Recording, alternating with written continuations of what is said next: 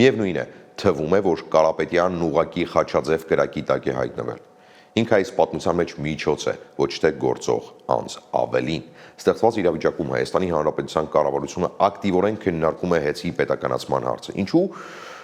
Ոչ թե որովհետև հեծը պատկանում է Սամվել Կարապետյանին, այլ որովհետև Սամվել Կարապետյանի կապիտալի զգալի մասը գտնվում է Ռուսաստանի Դաշնությունում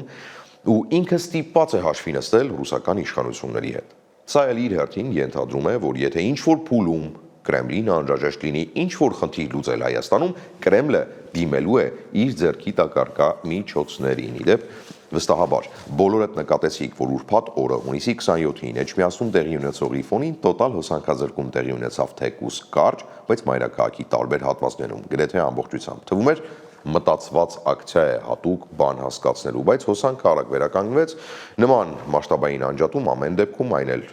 լարված իրավիճակներին մենք չէինք տեսել։ Ու հենց այդ ֆոնին էր, որ կառավարությունում տեղի ունեցավ հերթական նիստը, որտեղ Փաշինյանը հիշեցրեց, որ հեծի հետ կապված խնդիրները կլուծեն։ Ակնհայտ է, որ պետությունը պետք է շատ արագ վերցնի Հայաստանի էլեկտրական ցանցեր ՓԲ կառավարումը եւ հետագա գործընթացները պետականացման եւ անկերության կառավարման արդյունավետության ուղղությամբ պետք է արագ եւ արդյունավետ իրականացնենք։